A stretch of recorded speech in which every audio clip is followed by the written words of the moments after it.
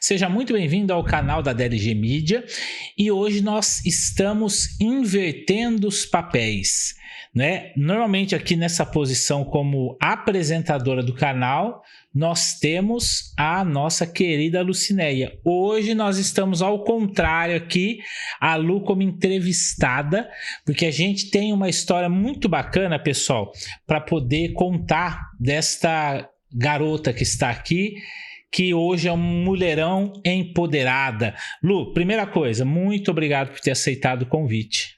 Eu que agradeço. Obrigada a todo mundo. E essa parte aqui é um pouquinho mais pesada, viu, gente? Ali é tão mais tranquilinho. Eu gosto das oportunidades que a vida me proporciona de inverter papéis. Nesse bate-papo nosso, vocês vão entender o que é. Eu sempre estive do lado de lá da mesa, mas eu acho necessário que sempre tenhamos também a experiência de estar do lado de cá na mesa. Então, quero agradecer a DLG pela oportunidade e tenho certeza que teremos um programa, um episódio de entrega de quem é a Lucinéia. É isso aí. E Lu, primeira pergunta. Quando as pessoas olham para você, veem em você uma pessoa realizada, uma advogada que teve uma trajetória bonita, tanto no setor privado quanto no setor público, que nós vamos comentar tudo aqui, vê em você uma mulher empoderada, uma mulher que venceu. Logo, é fácil as pessoas associarem que, não, ela deve ter sido muito bem nascida, nasceu na zona nobre de Rio Preto, viveu sempre tendo as melhores oportunidades, então para ela foi fácil. Isso condiz com a verdade? Adoraria que fosse. Né? Talvez não também, porque de repente eu não teria me tornado a Lucinéia que sou hoje. Talvez não, eu tenho certeza que não seria essa Lucinéia se eu não tivesse percorrido toda essa estrada. A Lucinéia de fato nasceu na área nobre de Rio Preto. Meus pais, né, casados. Só que com 7 anos, minha mãe grávida da minha irmã, meu pai acordou e resolveu assim, hoje eu não quero brincar mais disso. E foi embora. Então, essa história, ela se reflete a muitas mulheres, né, da nossa sociedade. Então, eu com 7 anos, minha mãe grávida da minha irmã, meus pais se separam, e aí? Minha mãe era madame até então. Não sabia o que era pagar conta, né, Gilvan? E de repente ela tá como recém-nascido e uma criança. E como? Não tinha... E sou de uma geração, eu tenho 48 anos, nós comprávamos na venda, na caderneta. Então, pagava-se no final do mês. Meu pai foi embora, aquilo ficou, inclusive, a conta da caderneta da venda para pagar. E minha mãe virou costureira, que era a única profissão que ela tinha, né? Porque na época, na geração dela, as mulheres nasciam, cresciam, casavam e era para isso, só que elas eram necessárias. E a única profissão que se tinha naquela época era costura para guarnecer a casa, para cuidar da roupa do marido, né? Então, a única coisa que minha mãe sabia fazer era ser costureira. E ela começou. Só que, você imagina, uma pessoa que não tem noção de quanto custa as despesas de uma casa. Então, nós morávamos numa casa imensa, saímos dessa casa, fomos para uma casa de aluguel com 2 cômodos, e era uma época de inflação muito berrante, né, Gilvan? Aquela coisa de, a cada 6 meses, os contratos de aluguel era a cada 6 meses por conta da inflação. A cada 6 meses nós tínhamos que mudar, porque tinha qualquer reajuste, ela não conseguia pagar o reajuste desse aluguel. Então eu falo que a gente era meio cigano, porque a cada 6 meses nós mudávamos. Até que houve um loteamento, né, 2 loteamentos grandes na época aqui em Rio Preto, e minha mãe foi contemplada com um terreno lá no Solo Sagrado. E aí começa a construção dessa mulher com 2 filhas, sem nenhuma estrutura, trabalhando o dia todo, as filhas, uma na creche, outra na escola, depois da escola em casa, e Deus que cuidava, né? E construiu essa casa com muito esforço, com muitas dificuldades. Minha mãe, a Lucinéia, era a servente dessa casa, né? A gente ou comprava material, ou pagava o pedreiro, ou pagava mão de obra. Então, com 10 anos, eu me coloco nessa condição. Minha mãe tinha que trabalhar, então aos finais de semana a gente supria com o que tinha, né? Cada um fazia uma parte, cada um ajudava do jeito que podia. E graças a Deus ela conseguiu, ela construiu aquela casa. Logo ela trouxe meus avós para morar com ela, porque ela é a única mulher dos filhos. Então era tudo nela. Quando separada, né? Você imagina que na geração dela, uma mulher separada com 2 filhas, tinha tudo para dar errado, né? Eu e minha irmã a vida inteira é aquela coisa, não vai virar nada ali.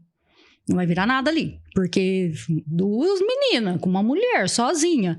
E minha mãe sempre teve muito disso, com toda, né? Minha mãe estudou até a 4ª série, mas ela tem uma integridade e ela sempre disse isso: vocês nunca são menos porque são filhas de mulher separada, ou porque vocês moram no solo sagrado. E morar no solo sagrado naquela época, Gilvan, era aquela coisa de botar uma sacolinha plástica no pé e ir pro ponto de ônibus, porque eu trabalho desde os 14 anos. Para ir pro ponto, para pegar um ônibus para ir trabalhar, você tinha que botar um saquinho plástico no pé, porque não tinha asfalto. Então chovia, o ônibus passava na rua de casa, aquilo virava um brejo. Então é essa Lucinéia que nasce lá do solo sagrado. Né, eu estudei no solo sagrado, eu e a minha turma, e esse podcast me deu a oportunidade de conversar com algumas pessoas que as histórias meio que se conectam. Você percebe que quem vem da periferia tem os amigos que estavam ali, todo mundo foi criado junto, e que na sua maioria ou estão presos, ou foram mortos, ou estão enveredados para o tráfico. Essa é a minha realidade dali. A minha turma, poucos a gente conseguiu sair desse círculo vicioso. E era muito engraçado porque eles mesmos nos protegiam. Eu tinha uma galerinha ali que era uma turminha já, turma pesada, né, que o povo chama, e eles meio que falavam: ali não, a Lucinéia nunca fumou, a Lucinéia, eles não deixavam a Lucinéia fumar, né, até porque eu tenho bronquite, se eu fumasse eu morria asfixiada. Mas tinha essa proteção, porque na época de adolescente você meio que paga pra ver, né, vamos lá, só diferentona, né, somos da galera, e eles não deixavam. Então acho que isso constrói um pouco do caráter da Lucinéia hoje. E aí a Lucinéia, dentro lá do solo sagrado, ficou até os seus 21 anos, que foi quando eu me casei. E eu saio do solo sagrado e vou pro Eldorado, também não fui tão longe não, meu ex-marido morava ali no Eldorado e nós fomos para lá. E fico casada até os 27 anos, quando eu me separo. Eu sempre tive sonho de fazer faculdade, mas a gente não tinha condição. Era algo inacessível pra gente. Eu fiz datilografia, então minha mãe sempre supriu com aquilo que era possível, né? Eu fazia curso de datilografia, eu fazia curso, depois tinha curso, acreditem, tinha datilografia. Depois tinha máquina elétrica, que era um progresso fazer um curso. Então minha mãe sempre me inseriu em... Eu nunca fiquei desocupada, nunca. E tem um episódio que a gente conta em casa, eu sempre gostei muito de atividade física. Hoje que eu não gosto mais, porque agora eu preciso, não gosto. Mas quando eu era adolescente eu gostava, adorava jogar vôlei. E lá no colégio a gente ia, e nós tínhamos 5 períodos de escola. Você imagina o que era? Um depósito de gente aquela escola, não era escola, né? Era um depósito. Mas tinha a educação física e nós íamos na educação física, eu adorava aí. Só que para isso eu precisava deixar minha irmã em casa, porque eu não podia levar a criança lá, né, junto comigo, porque senão ela ia no trabalho. Então eu largava em casa, assim, em determinado dia. Se é hoje... Então eu largava ela, o que aconteceu? E fui pra fazer a educação física. Tô lá, Gilvan, fazendo abdominal, né? O aquecimento. Fazendo abdominal, de repente, a hora que eu subo assim, minha mãe no portão. Eu não sabia se eu desfalecia, fingia um desmaio e ficava por ali, ou se eu levantava e saía correndo, porque eu tinha certeza do que ia acontecer depois daquilo ali. Ela precisou vir embora por algum motivo que eu não sei. Deus não foi que mandou ela vir embora, tenho certeza. E ela chegou em casa e minha irmã estava sozinha. E nós estamos falando que minha irmã de 4 anos estava sozinha. E ela foi até a escola me buscar. Então a gente brinca até hoje. Isso, a Lu nunca mais quis fazer abdominal. Tá? Daí meu trauma. Tá daí meu trauma. Eu queria fazer pegar um gancho disso que você falou, que lá atrás, mesmo o pessoalzinho ali do tráfico e tal, existe até no crime uma ética, né? Sim. Então, o fato de você ser pé firme, não vou me envolver em nada, até o crime respeita Sim. você por essa decisão, né? Sim. E aí, pegando um gancho disso, segunda coisa, me perguntaram lá atrás, Gilvan, mas como é possível trabalhar na política? Nós não vamos entrar nisso ainda. Mas como é possível trabalhar na política e não ser corrupto? Eu falei assim, porque é a vida que ensina. Ao longo da vida toda, você está aqui, ó, trabalhando na linha entre o certo e o errado. E você nunca mudou. Por que agora, depois de velho, que no meu caso, sim. eu vou me corromper? Então, o fato da gente ser provado a vida toda já nos dá uma casca grossa para poder suportar esses impactos, né? Sim, eu acho que a vida demonstra isso, né? E quando nós temos a essência que temos, e ontem mesmo eu gravei nessa mesa aqui um podcast e falávamos sobre isso, sobre o não romantizar. As pessoas romantizam uma vida de morango que todo mundo acha que é simples, que todo mundo acha que chegou hoje lá, olha, tá lá, tem um escritório, trabalha, advogada. As pessoas acham que foi assim, que se acordou e virou essa imagem que o Instagram entrega. E não é, né, Gilvan? Todo mundo passou por dificuldades. Uns mais, outros menos. Mas eu tinha dinheiro, mas não tinha estrutura. O outro, eu não tinha dinheiro, mas eu sabia o que eu queria. E mesmo assim foi difícil. Então, quando a gente parte para o lado da política, eu acho que isso é essência. É caráter. Ou você tem ou você não tem. Maravilha. E aí, Lu, nós vimos a trajetória da Lu, menininha, jovenzinha, jogadora de vôlei, eu também joguei vôlei. Você veio de uma vida no solo sagrado. Os meus sogros, também na época que foi construído o Cristo Rei, eram bairros irmãos. Sim. Em regiões diferentes. Então, minha esposa vem dali também, isso é muito bacana. E aí, partindo para um outro momento, você, pós essa fase, vem a Lucinéia casada e a Lucinéia descasada. Qual foi o aprendizado disso? Eu falo e eu torço mesmo, viu, gente? Eu torço pelo casamento, eu acho que todo mundo tem que casar. Até para dar valor depois, mentira. Eu acho que eu adoro o casamento, eu acho que é uma das... O fim do meu casamento, eu acho que ele é meio que falta de maturidade, né? Hoje em dia, não. Hoje você constrói uma carreira, depois você vai casar. Na nossa época era diferente. Na nossa época a gente ultrapassava a coisa. Casava primeiro e depois ia ver. Meu ex-marido era um jogador do Corinthians, então ele chega do Corinthians machucado, né? Não tinha aquela coisa com o jogador do Corinthians e aquela loucura que foi. E jovem, irresponsável, inconsequente. E você não tem maturidade. E eu não tenho maturidade para esse relacionamento, ele também não tem. Talvez pela Lucinéia que eu tenha me transformado até ali, né? Eu sempre fui uma pessoa muito dura. A vida me ensinou a ser dura, né? Eu tinha que tomar decisões. Então, essa coisa do, olha, calma, a gente precisa entender que casamento ele é construído por duas pessoas completamente diferentes, criadas por pessoas diferentes. Então, se você não tivesse essa maturidade para entender quais são o que você precisa adequar ali, o que você precisa abrir mão aqui, isso para mim era inadmissível, porque eu sempre achava que tinha que estar tudo certo, tudo correto, e não é assim. E com 25 anos, eu namorei desde os 15, casei com 21, então já tinha 3 anos de casado, falei, olha, eu quero um filho, quero ter filho, né? Porque eu já tinha nascido, criado e já tinha casado, bastava ter filhos. Eu queria um filho e meu ex-marido falou assim pra mim na época, você não quer estudar? Você sempre falou que você queria estudar? Filho dá muita despesa, vai estudar. E eu fui, Gilvan. E eu fui fazer direito, porque eu sempre falei que eu faria direito. A faculdade que eu sempre quis fazer era direito, porque eu ia colocar todos os pais que não pagavam pensão na cadeia. Que o meu nunca pagou. Então era essa a minha meta de vida. Esses pais que não pagam pensão vai parar na cadeia. E aí, então, fiz o vestibular, passei e comecei, né? Não era nem tão difícil assim. E comecei a faculdade em 2001 e em 2003 eu me divorcio. E aí começa uma outra Lucinéia. Eu falo que hoje eu olho para trás e eu não consigo achar aquela Lucinéia. Eu era a Lucinéia casada, tá? E agora é a Lucinéia casada, que ela se colocava sempre atrás do esposo. As minhas vontades eram as vontades do meu marido. Eu fazia aquilo que meu marido achava que eu deveria fazer. Tinha as nossas divergências, né?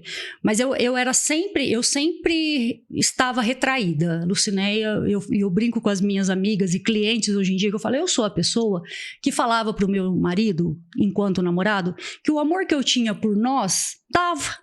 Você hoje, me vendo e me conhecendo um pouco do que você conhece, você vê a Lucinéia falando isso? Não consigo imaginar. Eu era essa pessoa.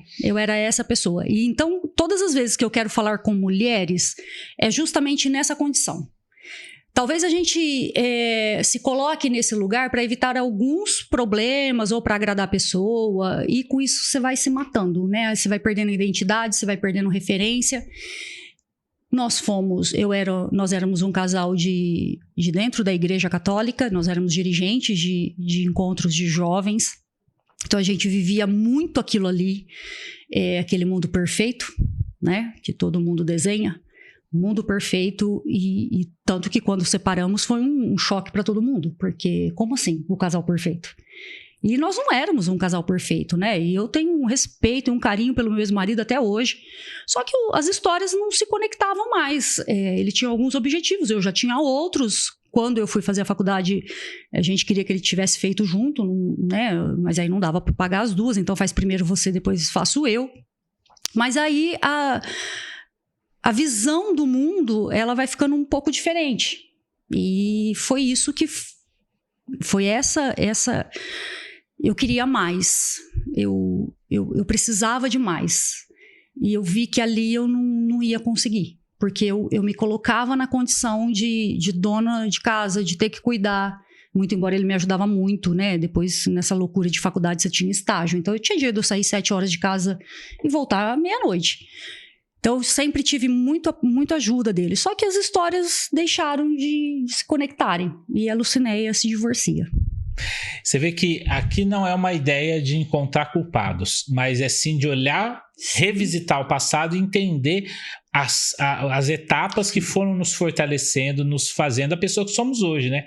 E eu acho muito bacana porque, de fato, a gente vê essa Lucinéia, enquanto você conta, sendo construída, né? Então você não é um personagem que foi criado há 6 meses atrás e que está vendendo ali na prateleira do supermercado. Você é uma pessoa que viveu, que teve a sua trajetória sendo construída e fez de cada momento um momento único de evolução, né? Partindo desse momento, vamos agora faculdade de Direito, início da carreira. Como é que é? Foi fácil? Não foi? Como que você foi trilhando essa jornada profissional? Em 2003 eu me separo, né? Eu me divorcio e eu estou no 3º ano de faculdade. Ou seja, eu repito a mesma história da minha mãe. Eu me divorcio e eu era economicamente dependente do meu marido. Nós tínhamos uma confecção na época. Então, tudo era ali junto, né? Um sulcava, outro costurava, outro levava, outro vendia. Então, era tudo ali. Quando eu me vejo nessa situação, eu estou repetindo a história da minha mãe. E eu tenho que trancar minha faculdade, porque como que eu vou pagar? Eu tinha saído do mercado privado, né, Gilvan? Eu sempre trabalho desde os 14 anos, meu primeiro emprego, e eu revisitei essa história, e eu falo que foi tão pesado revisitar, enquanto eu estava na Secretaria de Assistência Social, eu ia dar palestra pro pessoal, e eu revisitei essa história dos 14 anos muitas vezes, e todas as vezes eu choro. Meu primeiro emprego era um material de construção, e era perto da Páscoa, assim. E o dono do material falou assim pra mim, eu vou te dar um ovo de Páscoa.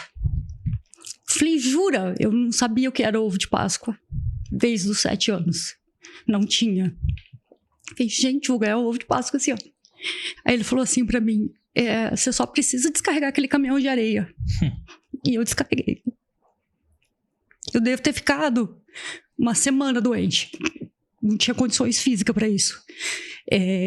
Revisitar isso foi muito pesado e ao mesmo tempo me fortalece de novo para brigar pela exploração infantil, do trabalho infantil, né? Hoje a gente fala, mas porque criança na nossa época trabalhava.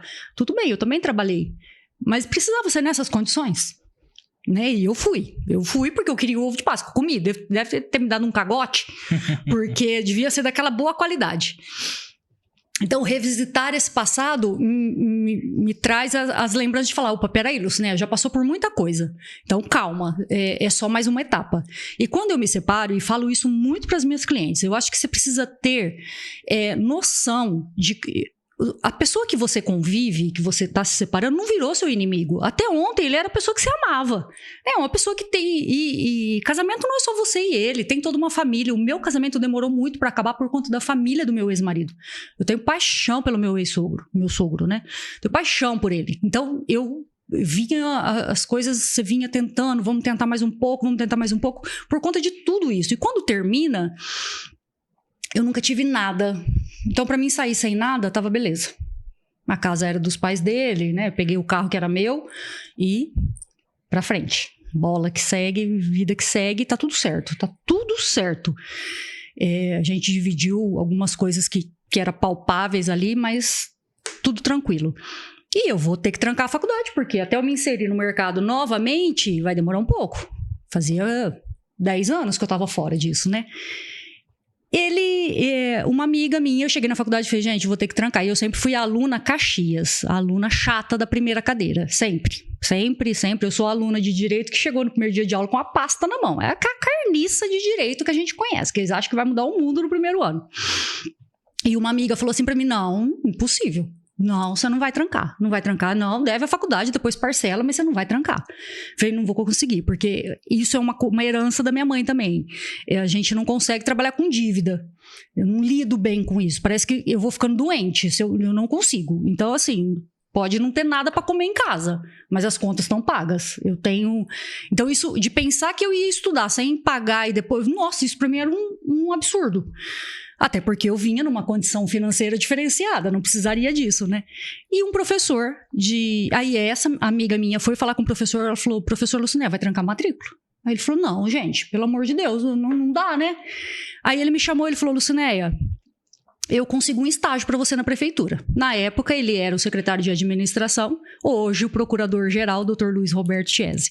Ele falou, consigo um estágio para você na prefeitura. Eu falei, me inserindo no mercado, beleza, tudo bem. Aí ele, na sequência, eu já fui chamado para uma entrevista para trabalhar no departamento de compras, no departamento de licitação, especificamente em licitação. E quando eu chego lá, Gilvan, o salário era R$290. A faculdade era 650. E aí? E minha mãe, mais uma vez, ela falava assim para mim, o importante é estar lá. O importante é que você vai conhecer pessoas diferentes, o importante é estar lá. Falei, bom, aí a faculdade vai dançar, né? Nós vamos ter que estudar e pagar a faculdade. Depois a gente vê o que faz. Fecha o semestre, porque era 6 meses, né? Fecha o semestre. E eu fui. Eu fui para essa prefeitura com a personalidade de funcionária da administração privada. Então, a Lucinéia chega na prefeitura com 27 anos, né? 3º ano de direito, mas com uma cabeça de funcionária privada, daquela coisa de que você chega num estabelecimento privado, ali você faz de tudo para você se destacar, né? Você não tem aquela coisa da estabilidade que o funcionário público tem. Então, e eu não tenho essa personalidade também do bater carimbo, nunca tive. Então, eu começo a entender o que era. Eu tive professores incríveis na administração pública. Eu tenho amigas até hoje. A Adriana é minha amiga até hoje. Que foi quem me ensinou tudo. A Eliane, Heloísa. Bom, enfim, não vou nominar porque eu vou ser injusta aqui. E eu começo a trabalhar como estágio, né? Meio período e coisa e tal. Ia de manhã com uma xícara de café, Gilvan. Voltava embora com aquela xícara de café, porque não tinha dinheiro para almoçar. Porque você imagina, não dava, não tinha condição. Não tinha. E ainda ia para a faculdade. Né? Foi essa loucura. As pessoas falam assim, nossa, você emagreceu tanto. Eu falo, lógico. Emagreci mesmo. E eu fico pouquíssimo tempo nessa condição de estagiária, porque eu trabalhava junto com a Kellen, e a Kellen prestou um concurso, a Kellen era cargo em comissão, e prestou um concurso para a Caixa Econômica Federal e passou. E o cargo da Kellen vaga. E eu já estou numa pegada de que enquanto estagiária, eu já estava substituindo o servidor público. Elas entravam de férias, eu substituía férias. para ter o bom andamento do departamento. Era essa a função. O departamento precisa rodar. Então, a licitação é na época que a gente fazia presencial, todas as licitações. Então, na primeira oportunidade que teve, o Dr. Chiesi veio e falou, conversou, era na gestão do Edinho, no primeiro mandato do Edinho, e ele me coloca como cargo em comissão. Aí eu começo a respirar. Eu termino o semestre da faculdade já contratada pela prefeitura como cargo em comissão. E aí é quando eu começo a construir novamente todo o meu patrimônio, né? Patrimônio eu não tenho até hoje, mas essa coisa do conseguir pagar as contas, né? Aí fui na faculdade, fizemos um parcelamento e isso foi quando eu começo a respirar. Aí eu termino a faculdade em 2006, presto a famosa OAB, e na sequência o Chiesi falou assim para mim, nesse período de OAB eu era assessora de gabinete dele, enquanto secretário de administração. Ele diz assim para mim, Lucinéia, eu quero que você faça uma pós-graduação. Eu falei, caraca, mas acabei agora. Não dá tempo? Agora, deixa eu respirar um pouco, deixa eu gastar um pouco comigo, né? Deixa eu viver um pouco. E aí eu tive que fazer na sequência uma pós-graduação em Direito Administrativo Municipal, que era aqui na Unirp também, eu graduei na Unirp, fiz minha pós-graduação na Unirp. Então foi mais 1 ano e meio nessa pegada de pós-graduação e cada vez alcançando espaço de maior confiança, me inteirando mais daquilo, estudando muito, porque eu estudei muito na minha vida, muito, Gilvan, tudo que você fala eu falo, e falei isso ontem no podcast, as pessoas precisam parar de achar que o meu colega profissional de direito, ele é meu concorrente, ele não é. Daquilo que você sabe, você é muito mais você. E daquilo que eu sei, eu sou muito mais eu. Então pode sentar quantos advogados quiserem na mesa comigo, né? Não são concorrentes. Então eu tive essa visão. Eu falo, não, eu vou entender disso. E eu parti para um lado que direito administrativo ninguém gosta, Gilvan. Porque ninguém trabalha com isso na prática, né? Aquela coisa maçante de faculdade que você só aprende ali, você nunca vai ver um processo licitatório na frente. E eu tinha a oportunidade de vê-lo, né? Então, essa é a minha área de atuação, que é o direito administrativo, seja por conta dos processos administrativos, ações de improbidade de prefeito, ou qualquer funcionário que seja. Esse foi o espaço que eu consegui. Quando eu termino a pós-graduação, a gente já está num final de mandato do prefeito Edinho e o sucessor seria o Valdomiro Lopes. Então, estou ali naquela condição de servidora, eu já estava no departamento de compras, porque o Chiesi, né, automaticamente deixaria a secretaria de administração. Eu vou para o departamento de compras e aí eu preciso provar para a nova administração pública que eu era capaz de permanecer naquele cargo. Porque eu trabalhava, não era cargo político. Eu nunca fui cargo político. Então, eu fiquei os primeiros 3 meses de mandato do Dr. Valdomiro ali, para mostrar quem eu era, trabalhando, sem hora para chegar, sem hora para sair. Era eu a responsável pelo envio dos documentos ao Tribunal de Contas. Então, dia de remessa, hoje é tudo online, mas na minha época era tudo físico. Então, saí de lá 10, 11 horas da noite tirando cópia de processo licitatório. E de qualquer forma, o importante é a atenção, né? Porque são dados importantes, né? Qualquer coisa ali era improbidade, né, Gilvan? Julgado irregular as contas do prefeito. Você imagina a loucura que era, a pressão que era. E aí permaneço na administração nova, entendeu que não, de fato precisamos, é diferenciado, pode deixar. Fiquei os 8 anos do Dr. Valdomiro, só que nos últimos 4 anos, o Chiesi e o Dr. Adilson Vedroni, que são muito meus amigos e gostam muito de mim, falou assim, nós vamos mandar você para a saúde. Estava com problema de contratos lá na saúde, nós precisamos de você na saúde. Eu imagino que eles não gostam, para onde eles mandam. Eles mandou para a saúde. E eu fui. Aí eu chego na Secretaria de Saúde, Gilvan, é outra escola. Eu comecei tudo de novo. Eu demorei 1 ano dentro da Secretaria de Saúde para entender quais eram as siglas daquela secretaria. Aquilo é uma outra prefeitura dentro da prefeitura.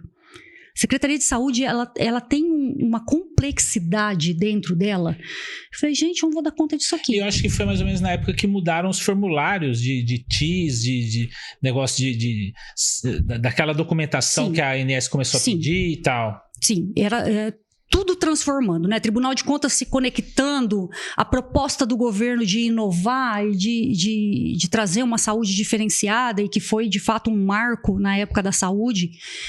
E, em contrapartida, eu tenho ali, né, como meu secretário, Dr. José Vitor Maniglia. Dr. José Vitor Maniglia, para quem não conhece, é o dono da IORP, otorrino. Uma sumidade. Uma sumidade. E eu não o conhecia, da mesma maneira que ele não me conhecia. E a saúde, nessa complexidade, né, a gente entendeu qual era o formato que precisava. Então, todos os documentos que o Dr. José Vitor precisava despachar ali tinha que passar pelo departamento jurídico, né, da assessoria, que era comigo. E eu tinha cada embate com o José Vitor, mas cada embate, porque era aquela coisa. E é isso que eu falo que diferencia do gestor, né? O cara, quando ele é bom, tudo bem, você pode não concordar comigo, mas nós vamos ter que chegar num denominador comum. E com o Zé, a gente tinha muito isso. Lucinéia, eu preciso fazer isso. Eu não quero fazer, mas eu preciso fazer. Bom, então tá bom. Então nós vamos fazer da melhor maneira possível. Doutor, o senhor precisa fazer. Não, eu não quero fazer, não, mas o senhor precisa fazer. Então, eu construí ali uma Lucinéia que... Bom, eu dei um salto na minha carreira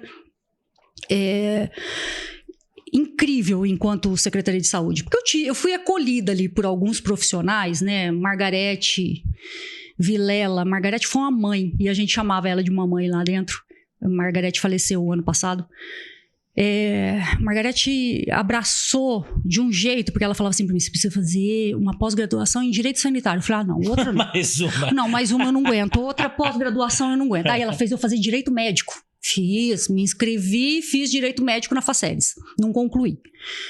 Comecei, porque aí vi que era uma pegada que não era a que eu queria, não terminei, mas comecei. Fiz quase que 1 ano de pós-graduação na Faceres de Direito Médico. Então, e elas iam me instrumentalizando dos assuntos, né? O que é? Eu cheguei lá, elas falavam assim, tem reunião com a DAB, tem reunião com a DAI, tem reunião com a DUI. Eu falava, que cacete é esse? Até você entender que DAB, Departamento de Atenção Básica, Departamento de Atenção Especializada, Departamento de Urgência e Emergência. Então, isso foi do zero, Gilvan. E fiquei na administração, na Secretaria de Saúde, até novembro de 2016. Já tinha ocorrido a eleição de 2016, né? A equipe voltava ao governo do Edinho Araújo. Na época, a equipe de transição, doutor Eleusis. Eu não recebi o convite para permanecer na secretaria, porque a administração pública tem disso, né? Eu era Edinho, quando chegou o Valdomiro, eu tive que provar que eu era boa para continuar. Quando saiu o Valdomiro, eu já não servia para Edinho. Porque essa construção, é muito difícil essa construção dentro da administração pública. E é por isso que eu falo que a administração pública você roda aqui, ó. Que as pessoas não pensam numa continuidade, né? Pensam no seu. O importante é descredenciar o que o outro disse, descredibilizar o que o outro fez. Começa de novo. Faz a mesma coisa de outro jeitinho, mas faz de novo. Então, eu não tinha sido indicada, e era cargo em comissão, viu, gente? Nesse período de 14 anos, sempre cargo em comissão. E o Dr. José Vitor Maniglia, eu lembro, foi o feriado de 14 de novembro, 15 de novembro, 14 era um ponto facultativo, alguma coisa assim. Eu sei que eu estava indo para Marizias, um feriado, falei, vou aproveitar e vou descansar esse feriado. Daqui para frente tô fora mesmo, né, daqui a pouco. Toco meu telefone, o Dr. José Vitor falando assim, olha, vai te ligar uma pessoa que chama Fábio Martinez. Falei, tá bom. Tô sabendo o que é que vai me ligar, né? Tá bom, vai me ligar. Aí tô indo num posto, eu tô encostando para abastecer, toca o telefone, Fábio Martinez. Oi, Lucinéia, tudo bem? Meu nome é Fábio Martinez, eu sou do município de Olímpia. Sou pré-candidata, fomos eleitos para o próximo mandato, eu sou o vice-prefeito. Quem me indicou foi o Dr. José Vitor, quem te indicou foi o Dr. José Vitor Maniglia, e eu queria conversar com você. Falei, esse homem tá ficando louco. que ele não combinou comigo? Ele tinha indicado para ser secretário de saúde do município. Falei, não é possível. Liguei pra ele, eu desliguei o telefone, fiz cara de conteúdo, falei, atendi o moço muito bem, mas desliguei o telefone, Gilvan, liguei pro Zé Vitor, falei, o senhor tá ficando louco. Falei, quem falou pro senhor? Ele falou, ele me chamava de loirinha, me chama até hoje. Tudo que ele fala, loirinha, você dá conta. Você dá conta. Você tocava isso aqui, você dá conta, você sabe o que é que tem que ser feito. E uma pessoa naquele calibre, Gilvan, falar que você dá conta, eu dou conta. Muito legal. Eu dou conta. Aí eu me apresentei no município, volto, né? Aproveitei o final de semana, porque eu não sei o que me espera. Volto do feriado, me apresentei pro Fábio, que não me conhecia. O Fábio me levou até o Fernando Cunha, que é o atual prefeito de Olímpia. E falávamos, né, sobre o que seria a administração, o que ele esperava da administração. E uma das coisas que o Zé Vitor me disse e eu deixei consignado é que eu aceitaria o convite se fôssemos para fazer saúde. E saúde demanda dinheiro. Louco é aquele que acha que saúde se faz com parceria. Impossível. Né? Talvez outra secretaria você consiga, mas a saúde você não consegue. Então você tem uma gestão muito bem conectada que ainda assim vai demandar uma quantidade de recursos consideráveis. E foi com essa proposta que eu fui e deixei muito claro que a partir do momento que eu não fosse fazer saúde nas condições em que eu queria, isso não fazia mais parte da minha história. E por que eu estou dizendo isso, Gilvan? Em todos os lugares em que eu passei e que eu chego, eu tenho o mesmo discurso. Eu não tenho nada na minha vida, mas eu tenho nome. E eu vou sair de lá com ele, independente de onde quer que eu entre. Então essa era uma das condições. Aí eu saio de Olímpia e saio da administração pública. Então, aí eu acho que começa a história da outra Lucinéia. Porque a vida inteira, enquanto profissional, ou eu era privada, ou depois de administração pública, eu estive do lado de cada mesa. Então, eu não atendia fornecedor, porque eu não podia correr o risco de receber propina. Eu era a cidadã da caneta pesada da prefeitura, eu julgava os processos licitatórios, eu era pesado, eu não tinha processo administrativo que a gente iniciava por conta de descumprimento contratual. Ou cumpria ou não cumpria. Então eu sempre fui muito linha dura. E aí eu me vejo recebendo um convite para ser diretora administrativa de uma organização social de saúde em São Paulo. Falei, cara, São Paulo? Falei, vou embora, né? Não tem um pardal para dar água. Eu vou. E eu sempre tive isso comigo. Falei, eu vou. Não dá certo, não tem para onde voltar. E eu fui para São Paulo dirigir essa organização social de saúde, que para mim foi uma escola. Para mim, aquilo ali me mostrou, de fato, o que é uma administração pública. Como lidar com a administração pública, e me trouxe a certeza de que é possível fazer. Então, depois de ter ido para o outro lado da bancada, eu fui. Ali eu entendi que existem municípios que não estão nem aí e que o que vale é o que cada um vai ganhar lá no final. E, ao mesmo tempo, eu tive contato com gestores que, acima de tudo, o que interessava era a população. Então, eu saio de dentro dessa organização social de saúde sabendo que o recurso que é destinado para a saúde, ele é suficiente. Ele só precisa ser gerido. Então, é nessa política que eu começo a acreditar. E nessa Lucinéia, Gilvan, de 2005, né, que é quando eu sou contratada na prefeitura. 2005 eu sou de fato contratada. Eu venho até a Lucinéia de 2024, as pessoas... De 24 não, 22, porque em 22 a gente já arriscou. As pessoas falavam assim para mim, as meninas que trabalhavam comigo, Lucinéia, você é muito política, você precisa entrar para a política. E eu chorava. Para mim era inadmissível que as pessoas associassem a minha imagem à política. Porque aquilo para mim era marginalização pura da pessoa. Eu falava, eu não sou, eu sou técnica. E quantas vezes eu chorei porque eu falei, não, eu sou técnica. Até que... Você vai entrar em política já? Vou, só queria dar um outro ganchinho. Não, e isso que eu queria ressaltar, Lu, é que você, nessa trajetória toda, no setor público mesmo, na administração pública, você não ficou apenas em uma frente. Então você desenvolveu ali capacidades humanas, capacidades matemáticas, capacidades de negociação. Então assim, é fantástico ver o quanto que quando a gente está disposto a crescer, a gente sabe absorver as oportunidades e fazer disso uma ferramenta, né, de aprendizado. Então foi isso que aconteceu com a Lucinéia de 2005 a 22, né? Você se capacitou em tudo quanto é área da administração pública, né? Eu sempre abracei muito as oportunidades, eu sempre tive muita sorte, eu digo isso para todo mundo, sempre, Gilvan.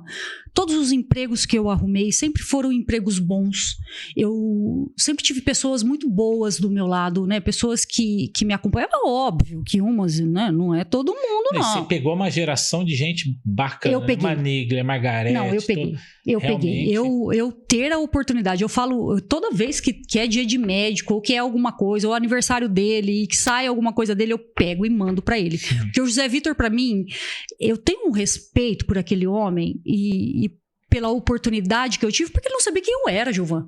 Muito embora eu era indicada pelos, né, os braços de ferro do gestor, que era Procuradoria e Secretaria de Administração, ele não tinha obrigação de... E eu sou truculenta, e ele também. Então, ele no primeiro embate que a gente teve, que não foram poucos, mas o primeiro foi... Eu falo que foi determinante o meu primeiro embate com ele. Você não arredou o pé de uma pessoa grande, né? Não. E é essa Lucinéia que eu faço questão que as pessoas conheçam. Quando você tem certeza daquilo que você faz, você precisa defender essa certeza sua. Porque senão as pessoas começam a te descredibilizar daquilo. Se a pessoa te coloca em dúvida da tua decisão, a decisão não está correta. Então, o José Vitor me ensinou muito isso. Quando tinha algum embate que precisava, e ali a gente tinha várias frentes, né? Como eu disse no começo, a secretaria ela é uma prefeitura dentro da prefeitura. Você tem gente ali com todos os pensamentos, todos os segmentos, todas as bandeiras políticas, gente politizada. Então, alguns queriam algumas coisas, outros não queriam, e aí virava aquele caos ali dentro. Tá, mas o que é o melhor? O melhor para a gestão é isso. Doutor, o senhor precisa fazer isso. E nesse embate que a gente teve, ele não concordou, e tudo bem, e não vou fazer... E eu, com a minha personalidade sempre muito formada, e eu falo que às vezes, né, eu não penso muito. Porque se eu pensasse, talvez eu tivesse falado amém pra ele ali na hora. Porque pra mim não interessava. A senhora não vai fazer? Então eu não faço parte desse grupo. Eu não faço parte disso se não for pra fazer isso. Porque isso é o que tem que ser feito. Isso é o correto a ser feito. E ele, né, quem era? Eu.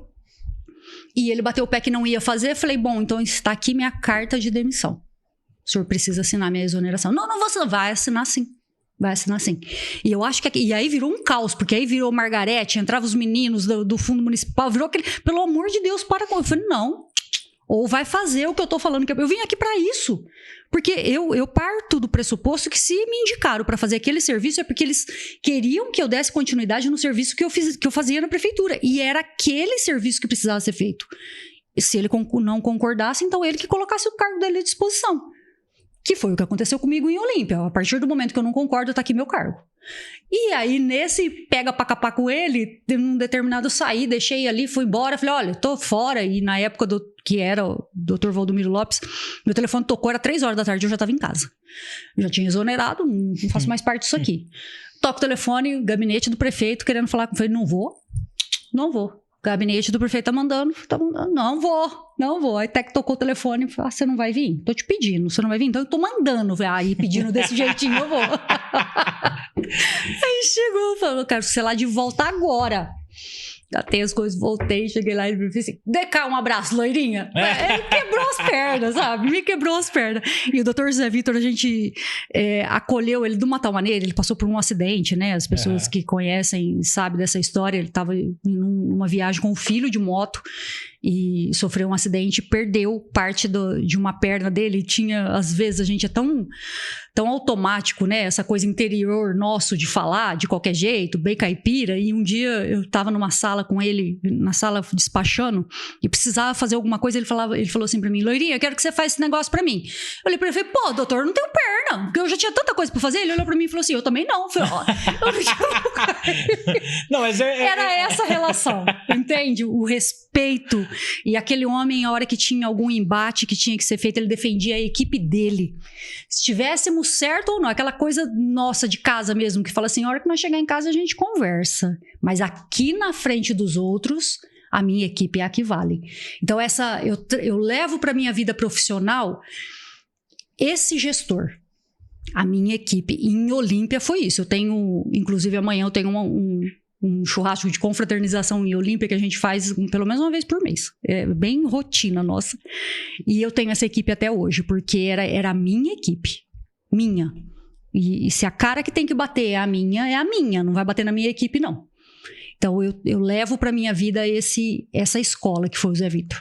Maravilha. E agora entrando na parte política, a parte interessante, eu queria entrar num momento separado exatamente por uma fala tua, que na época que você estava na USS, você disse que conheceu gente que não queria saber de nada da saúde e outros municípios que, por outro lado, pensavam na população, pensavam na aplicação de recursos. Eu sempre digo isso, quando as pessoas estão totalmente descrentes Tava na lua ainda, sozinho. Quando as pessoas estão totalmente descrentes na política, é porque, de fato, elas não conheceram a política. Porque, todo mundo é corrupto, todo mundo rouba. Não. Existe gente boa lá, sim, né? Existe gente querendo fazer o melhor para a população. Até porque, vou repetir o que eu já falei em outros episódios, se você quiser ter uma vida confortável, a política pode te proporcionar isso sem necessariamente você precisa roubar. Sim. Então, o que as pessoas roubam, o que as pessoas desviam, é uma parte já patológica, que a pessoa já é com algum distúrbio ali de grandeza, não sei. Mas sim, é possível fazer direito. Fazer direito na política. Então, Lu, aí a gente entra agora como que você adentrou para esse mundo e se você acredita, de fato, que é possível fazer algo de muito bacana para a população através da política. Eu fico em São Paulo até 2018. Em 2018, começaram a acontecer alguns episódios que aquilo não condizia mais com aquilo que eu acreditava. Né? Nós começamos a perder, né? A empresa passa a perder alguns municípios e que você entendia que o que vinha sobrando era aquilo que não executava, por isso sobrou. Os bons municípios começaram a sair. Então aquilo deixa de fazer parte da Lucinéia. Eu sempre disse isso, inclusive lá dentro da OS. E eu digo aqui, eu fui uma vez em Penápolis, na Câmara Municipal, usar a tribuna para falar com os vereadores, porque eles me convidaram para ir até lá para falar de OS, porque existia um lance de uma contratação de OS na cidade, e quando se fala em organização social de saúde, todo mundo fala assim: tudo bandido. E Penápolis me chamou inclusive para isso, porque eles queriam entender se de fato é isso mesmo. E eu tenho aqui, eu testemunho isso todas as vezes que alguém me pergunta: a OS é a solução, desde que gerida por gente honesta, com prefeituras de gente honesta. Porque se ela for gerida por bandido e administrada por bandido, o fim dela a gente sabe qual é: a gaeco na cola deles. E que, por sinal, eu ganho dinheiro com isso, adoro, inclusive, né? Porque não tenho dó, não. Não fez? Tem que pagar o preço pelo que fez. Então, quando a OS que eu estou começa a desvirtuar o objetivo principal, que para nós era o atendimento da população, eu falo: olha, gente, seguinte, eu vou voltar para o meu município, porque lá eu ainda tenho um nome. Né? As pessoas me respeitam pela história de vida que eu tenho. Volto a dizer, não tenho nada na vida, mas nome eu tenho. E essa semana passada, Gilvan, eu participei de um dos encontros que a gente anda fazendo, e uma pessoa disse assim para mim, e aquilo me bateu tão forte: Existem pessoas que no decorrer da nossa vida encostam na nossa história, mas a história é nossa. Então você não pode permitir que as pessoas que encostem na sua história tenham mais sucesso do que você. É inadmissível isso. Aproprie-se da sua história. E isso bateu tanto em mim. Eu falei, cara, minha história ela é comprida.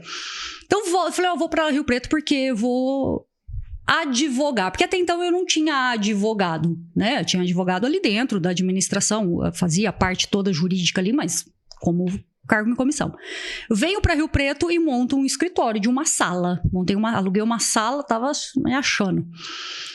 Montei esse escritório voltado para administração pública. Eu falei, bom, vou na prefeitura visitar meus amigos, todo mundo tem um processinho administrativo aqui a colar, todo mundo estava numa pegada de uma ação coletiva contra a prefeitura, de referência, porque estava errado, e eu falei, é agora.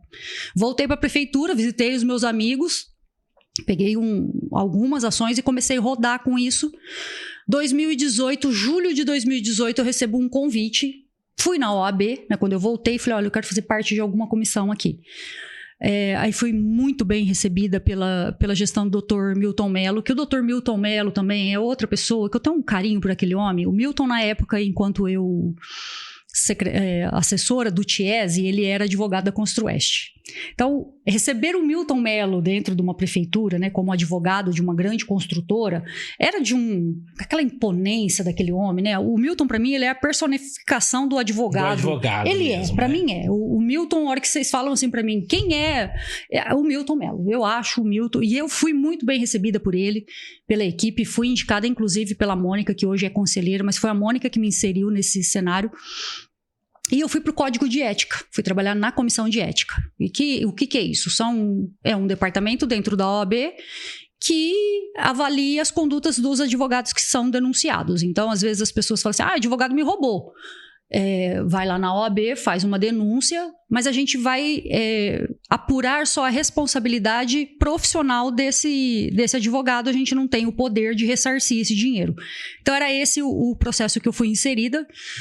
Trabalhei, fiz os processos, tudo. Quando chegou em julho, nós tínhamos eleição da OAB em outubro para a nova diretoria. E a Mônica encabeçou, junto com o pessoal que ela já tinha, porque ela estava aqui. E a minha coordenadora da Comissão de Ética falou, eu tenho uma menina para indicar, a Lucinéia. Falei, cacete, OAB?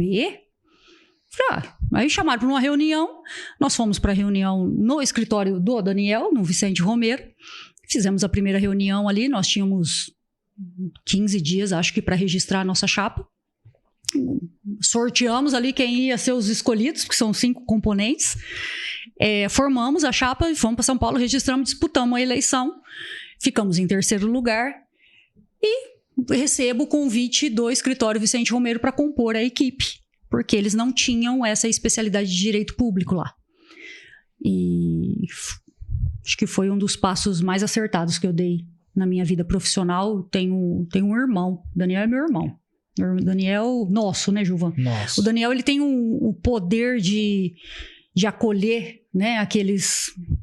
Todo mundo tinha interesse, eu tinha interesse, ele também tinha, e tá tudo certo. No final das contas, é o que a gente constrói. Eu acho que é a rede que a gente conseguiu construir. Disputar, e fui pro escritório. Trabalhando, estamos lá trabalhando normalmente. Quando chega a eleição de 2021, 18, 19, 20, 21. São 3 anos o mandato da OAB. 21 tinha eleição novamente. E nós estamos lá, todo mundo no escritório, de repente toca meu telefone, Dora Cavalcante. Dora Cavalcante, para quem não sabe, é aquela que tem aquele programa de quando tem pessoas que são julgadas erroneamente, que passa no Fantástico. Ela é a advogada que coordena aquele bloco. Dora Cavalcante foi a advogada que peitou o Sérgio Moro na época da prisão do Lula, que ela tem 1,5 m, ela é um cisco. E seria ter noção da grandeza daquela mulher. E ela liga, falei, Lucinéia, boa tarde, meu nome é Dora Cavalcante. Falei, oi, tudo bom? Você ligou pro lugar certo? Lucinéia, nós vamos disputar a eleição aqui em São Paulo e nós queremos uma representante mulher no município de Rio Preto. Gilvano, naquele momento, eu não consigo te dizer qual era o sentimento da Lucinéia. Era um misto da Lucinéia. Não era a Lucinéia advogada. Era a Lucinéia, aquela menina de 7 anos. Eu falei, como assim? Eu agradeci, né? E fui muito sincera com ela, dizendo que, olha, Dora, eu acho sensacional, estou sempre à sua disposição, mas Rio Preto não rola. Rio Preto é uma cidade patriarcal. Nós tivemos uma mulher na presidência em 89 anos da OAB, porque foi encabeçada por um homem, né? Não tirando o mérito dela, Suzana, e eu digo isso a ela, você foi a primeira, mas não será a última. Mas se não tivesse o apoio dos homens, né? E na última eleição eu falo isso, ainda o jornal quis dar uma distorcida nisso, como se eu estivesse tirando o crédito dela, né? O merecimento, não de jeito nenhum. Mas se hoje, em 24, esse mesmo grupo não falar assim, olha, a próxima é a Lucinéia, isso não acontece dentro da OAB. E fui muito sincera com a Dora. A Dora falou, não tem problema, nós vamos fazer história. Eu quero uma mulher. E assim ela fez, disputou São Paulo. E a sacada dela foi tão brilhante que, à época, nós tínhamos o Sica disputando a presidência com ela, né? Disputando também. E ele entendeu. Houve um probleminha lá com ele. E ele entendeu que a conotação de mulher, porque nós somos a maioria eleitoras, inclusive na advocacia, que a mulher ia pegar muito. O que ele fez? Tirou a candidatura dele e pôs a Patrícia. Então começou a ter... Então disputava Dora, Patrícia e os outros candidatos homens. E a Patrícia foi a vencedora. De fato, a Dora sabia o que ela estava falando. Quer dizer, o fato dela se expor trouxe também a Patrícia pro jogo, né? Sim. E aí a gente estava naquela pegada de polarização política. E aí o que aconteceu? A Dora é representante do PT, que não tem absolutamente nada a ver, né? Eu represento clientes. E então ficou isso. A Dora representava o PT e a Patrícia, o resto do mundo, ficou essa. Essa foi a distinção que teve. Disputamos, eu disputei com 2 homens aqui em Rio Preto, um dono da Unirp, que é o atual presidente, e o outro, um advogado muito bem conceituado aqui. Perdemos, né?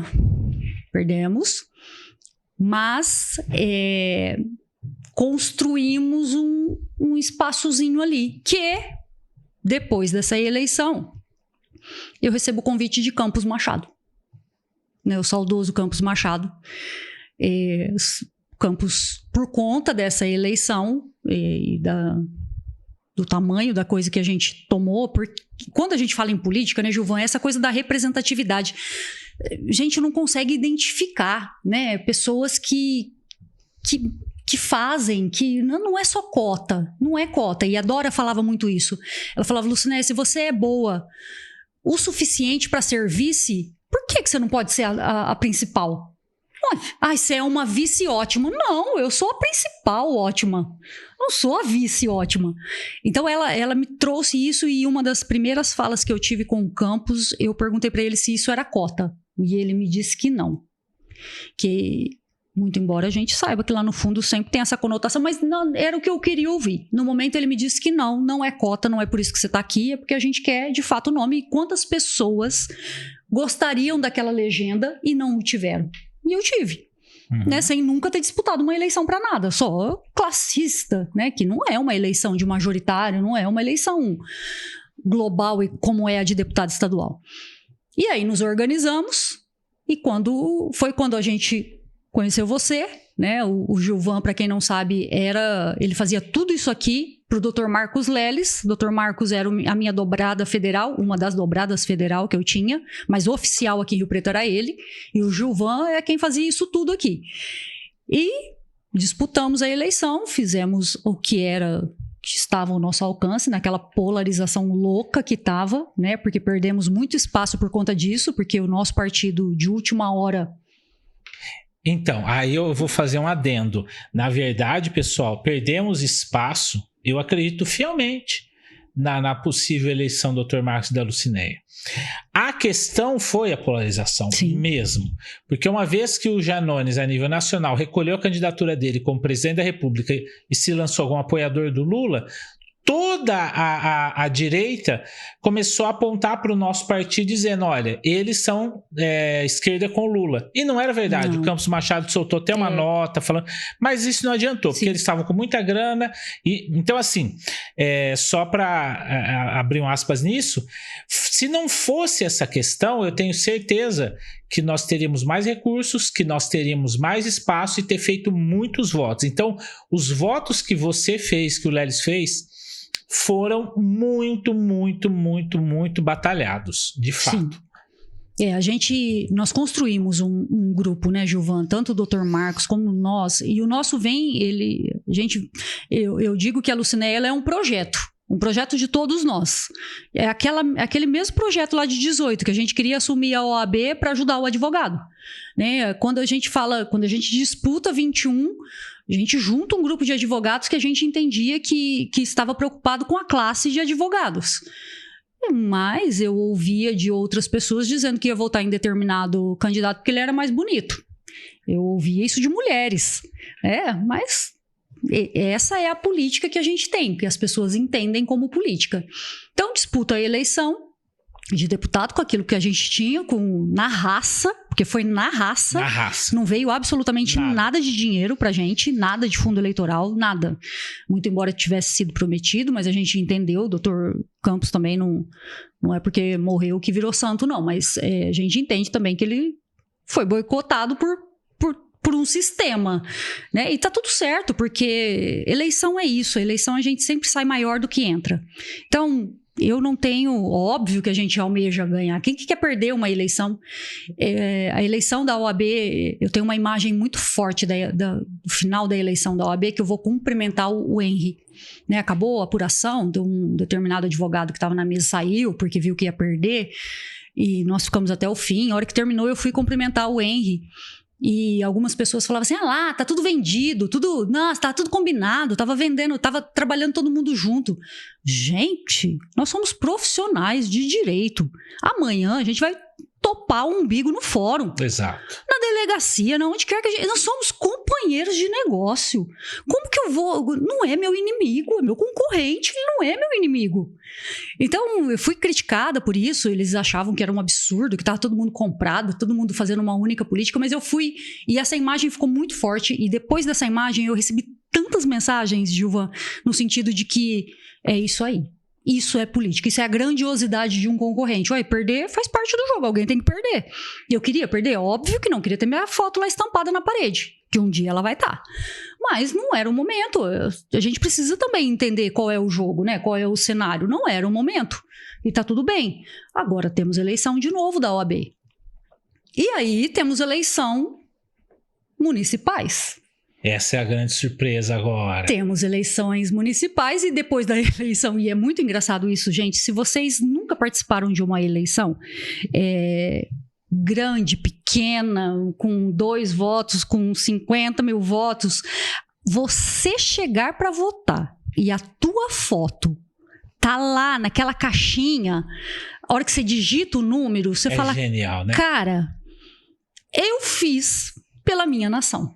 Se eles não quiseram, foi uma opção. E a tua foto tava a mesma, né? Tava a mesma. Porque só uma piadinha aqui no meio, porque a do Lelis, nós estávamos em campanha lá na região de Oswaldo Cruz, e aí o TSE tinha rejeitado a foto porque estava meio de lado. Aí nós tivemos que fazer a foto na rua para poder enviar para o TSE. Não, a minha tava Agora mesma. A tua estava a mesma. A minha estava a mesma. E a hora que você digita o teu nome ali, que você põe teu número, a sensação de dever cumprido é fantástico. É indescritível, Gilvan. É emocionante. Eu falo que a gente não pode registrar, óbvio, mas eu queria ter guardado aquilo, aquela imagem, aquela coisa. Selfie com a urna. Meu sonho era aquilo, porque já na OAB já era digital, né? Já é eletrônica também. Mas na OAB a gente está falando da nossa classe. Nós estamos falando ali de 5 mil advogados, né? Que você consegue conectar alguns ou não. É diferente as propostas. Agora, quando você vai falar de deputado estadual, você fala, cara, as pessoas não sabem quem sou eu, né? As pessoas não me conhecem. Como a pessoa depositou a confiança, né? Aquela coisa, você olhava assim, depois a gente começou a mapear de onde tinha voto, de onde você fala, como assim? Como que chegou? Então é uma sensação indescritível ver tua foto lá. Quando termina, a gente tem essa coisa, eu nunca mais vou disputar a eleição. Não vou disputar a eleição. Começou um dia, eu falei, não vou, não quero, não vou, não me vejo, não quero mais. E vou trabalhar. Tô trabalhando, eu sou geminiana, gente, eu não aguento um vamos. Tô lá trabalhando. Na outra eleição, a gente já tinha tentado essa conexão com a União Brasil, né, Gilvan? Que era um partido grande na época. A gente tinha o Geninho, que era deputado, né? Já era deputado federal, estava disputando como vice-governador, junto com o Rodrigo Garcia. E chegar no União Brasil era um puta partido, com um fundo eleitoral, mas as negociações não aconteceram, né? A gente teve o Avante, teve legenda do Avante, fomos pelo Avante. E aí, agora, nessa eleição municipal, primeiro veio um da equipe e falou, olha, a gente queria que você fosse. Falei, não vou. Muito obrigada, não vou. Aí veio outro de um outro partido, falei, não vou. Não vou. Sinto muito, conta comigo, se precisar apoiar, mas eu disputar não vou. E aí volta o meu grupo dizendo, espera, em que momento que nós vamos mudar? Em que momento que a gente vai colaborar para a mudança dessa sociedade? Porque se de fato a gente acredita naquilo que a gente propõe, precisa ter alguém lá dentro. Porque também não dá para reclamar depois. Né? Eu acho que a política tem muito isso e me despertou muito isso. Então, se eu não colaboro para aquilo que eu não concordo, eu não tenho direito de criticar. Concordo plenamente. Né? Eu não concordo com algumas coisas do governo atual. Mas o que eu estou fazendo para melhorar isso? Para modificar isso? Eu não concordo com coisas do governo anterior. Tá, e o que eu fiz? Eu briguei com o Zé Vitor. Então eu tive a oportunidade de fazer na época e a gente fez do jeito que tinha que ter sido feito. Então quando você não se coloca à disposição ou na construção, e aí tá tudo certo, porque tem gente que tem coragem de colocar a cara e tem gente que tem pavor disso. Então associe-se a um grupo que fala assim, não, peraí, eu tenho uma opinião e acho que ela é muito válida, mas eu não quero me expor. Então aí parou, falou, peraí, eu acho que se a gente não for agora, a gente perde essa construção que a gente vem fazendo, né? Nós estamos falando de 18, 21 e agora vai parar. E aí eu recebo o convite, veio um dos assessores do Júnior, que é o presidente daqui, falar comigo, aí ficamos não vou, porque eu tô fora da administração pública há um tempo, não vou. E aí vem o pedido do homem. Aí não deu, né? Aí eu também não dou conta de falar não pra gente muito grande assim. Não, e o duro que eu tô me lembrando aqui, que na campanha do Geninho com o Rodrigo Garcia, o Campos estava apoiando eles, sim, né? Sim. Então, inclusive, na época que uma dessas viagens, eu quase cruzei de estar com a agenda perto com o Geninho. Infelizmente não conseguimos estar junto, mas o Avante, no caso aqui, estava fechado. Por isso que você vê, não tinha nada a ver com aquela polarização. O Avante aqui estava fechado com o pessoal do PSDB. Com o pessoal do PSDB. DEM, né? Era DEM, depois União, mas era turma daqui, não tinha nada a ver com... Nada a ver com o Nacional. Nada a ver com o Nacional. E aí, eu gosto de deixar muito registrado isso na construção do nome que a gente conseguiu fazer, porque eu não fui situação do Geninho. Uhum. Eu fui oposição do Geninho.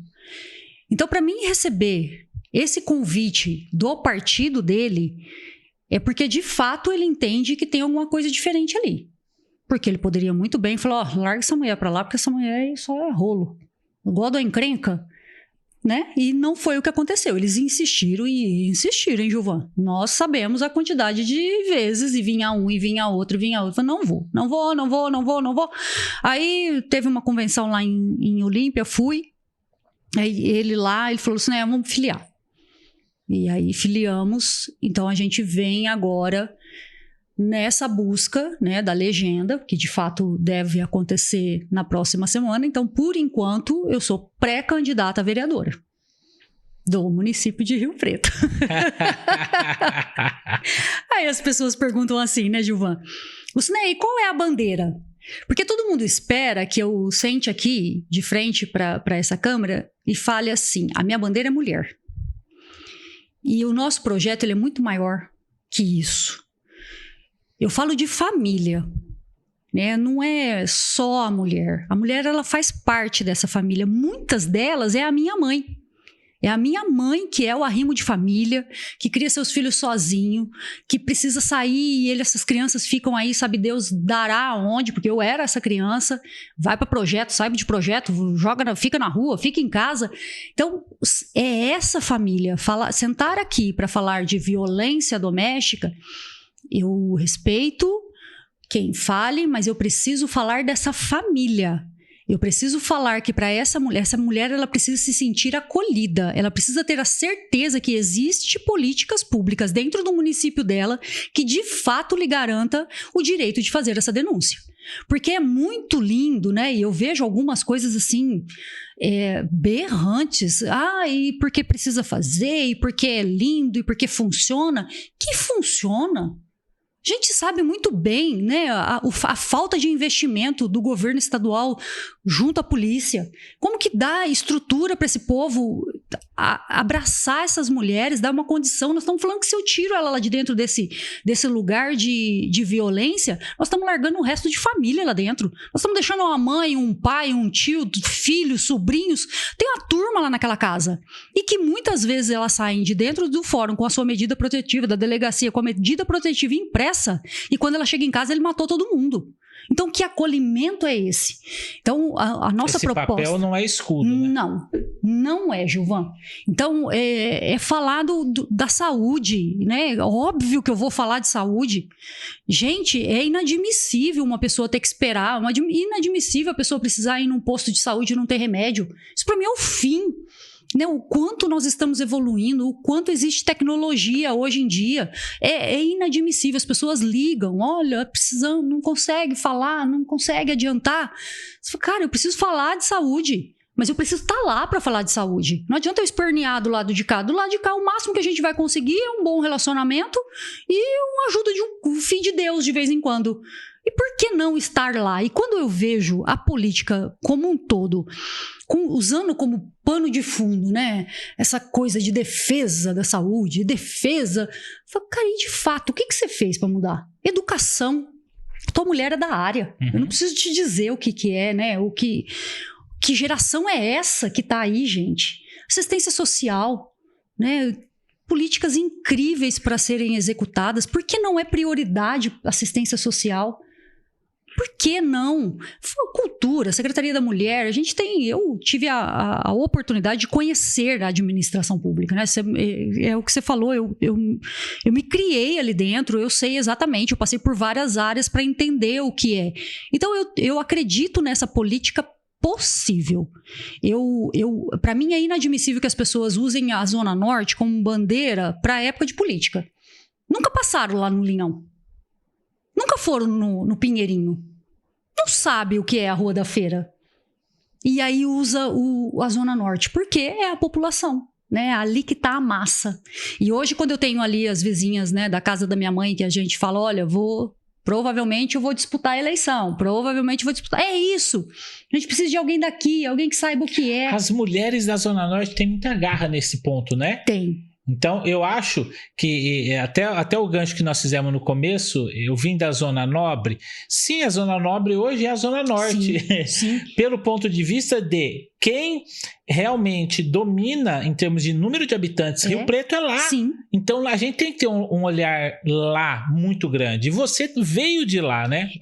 Ali, Gilvan, eu costumo dizer que é a definição de representatividade. Exato. Para você chegar... eu tenho um grupo de mulheres muito bem-sucedidas, né, empresárias, empreendedoras, e nesse grupo a gente tenta construir essa desmistificação da representatividade, porque parece assim, que na Zona Sul, mulher não é representante de mulher, né? Na Zona Sul interessa o título do que o cara tem, quem ele é, se é juiz, o que foi da vida, né? O que interessa é isso. Na Zona Norte, não. As mulheres de lá, elas te olham e falam assim, caraca, essa menina sabe do que ela tá falando. essa menina me representa. É aquela coisa de quando eu ia em projeto social, que minha mãe me colocava e eu ia para fazer crochê, eu ia na Asa Delta, a primeira vez que eu voltei, eu tive recentemente na assistência social, e eu tive a oportunidade de revisitar os CRAs, né? E são territórios de todo o município.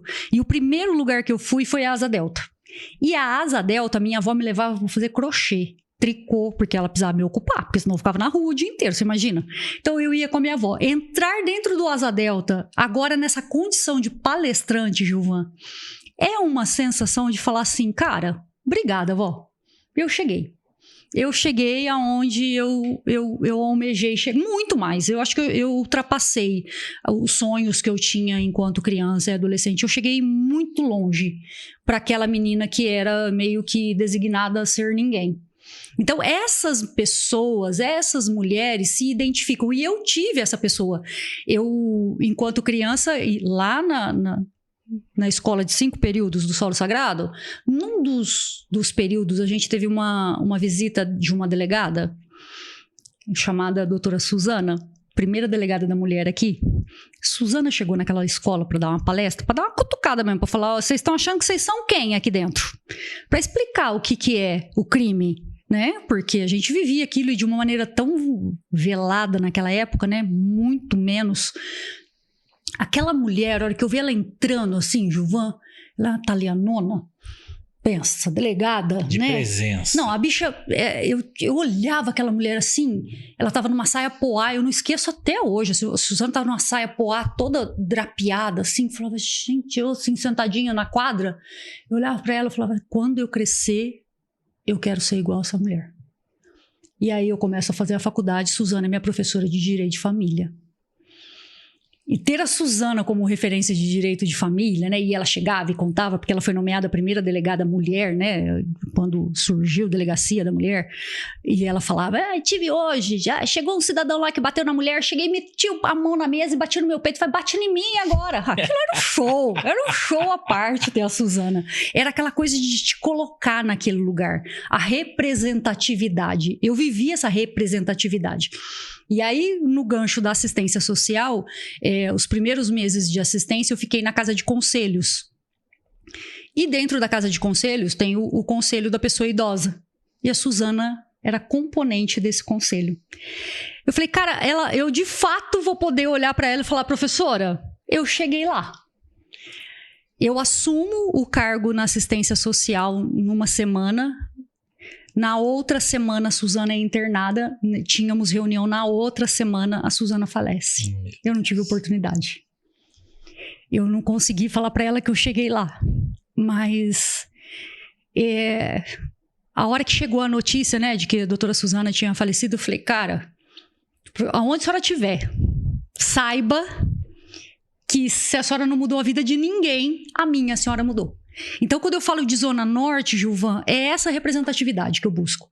E se eu tirar uma menina dali, falar assim, tá lá na ponta vendendo, entregando droga, se ela olhar em algum lugar e falar assim, cara, quando eu sou igual a essa mulher aí. Na oportunidade de ter visitado os CRAs, né, a gente tem muitas adolescentes e uma delas falou assim, mas meu sonho é fazer direito. Eu falei, não vai fazer. Porque agora tem inúmeras oportunidades de ser feito. Faz, depois a gente vê o que faz, que jeito paga. Vai fazer, faz matrícula. Porque depois que você tá lá dentro, você começa... Aquilo ali abre um leque de oportunidades, te abre um mundo de oportunidades. Só precisa sair dali. Então, é essa representatividade que eu busco. São essas mulheres. E que aí eu não vou limitar em mulheres. Eu não vou usar essa bandeira, porque... Para mim, elas são muito mais que mulheres. Elas são família. Fantástico, fantástico. Então, eu com essa frase forte de representatividade, eu quero convidar você. Esse episódio foi para falar da história da Lu. Mas, se você estiver assistindo e você se conectou com qualquer etapa da vida da Lu, dê um voto de confiança a ela na hora que for a campanha. Hoje ela, enquanto pré-candidata, né, ela precisa do teu apoio para poder chegar lá, para poder mostrar essa força. E lá na frente, quando chegar a campanha, considere um nome entre as suas escolhas. Por quê? Quem já esteve em todas as áreas do serviço público e quem já esteve em todas as fases sociais da sociedade é quem consegue, de fato, representar a população riopretense mesmo lá na Câmara. Não é somente ter um discurso bonito, mas é ter história, né? E aí eu queria que você encerrasse falando para aquela Lucinéia de 7 anos, 8 anos, 10 anos de idade. Hoje, a Lucinéia de hoje, o que você diria para aquela Lucinéia criança e depois já emenda falando para essas pessoas que querem seu lugar ao sol? O pessoal da campanha, eles me pedem de vez em quando, eu acho que para me lembrar, né? Para dar um sacode. Outro dia me pediram a foto dessa Lucinéia de 7 anos. E quando eu apresento a foto de 7 anos e coloco a Lucinéia de agora, de 40 anos depois, 41, é nítido a dificuldade. E o quanto valeu a pena. Todas as dificuldades, todas as frustrações, as necessidades, as vontades. Valeu muito a pena, as alegrias, que a gente também tem felicidade, né? Por mais difícil que seja, às vezes com muito menos a gente é muito mais feliz. E eu tenho bons momentos de felicidades. Só que eu norteei, né? As pessoas me perguntam, por que você não casou de novo, Lucinéia? Faz 21 anos que eu sou divorciada. Porque eu tive que optar. Eu não costumo, eu não sei fazer as coisas mais ou menos. Então, para mim me tornar a profissional que eu me tornei hoje, eu trabalhei e estudei muito para isso. Muito. Para entregar para os meus clientes o melhor de mim. Então, eu jamais faria mais ou menos. E é nessa continuidade que eu acho que precisamos seguir. Nós temos história, nós temos conhecimento. Então, é nessa busca dessa representatividade que nós acordamos todo dia e falamos e postamos a xícara de café às 4 da manhã. As pessoas falam, o que você está fazendo 4 horas da manhã? É o único horário que eu tenho. Porque depois o meu dia começa.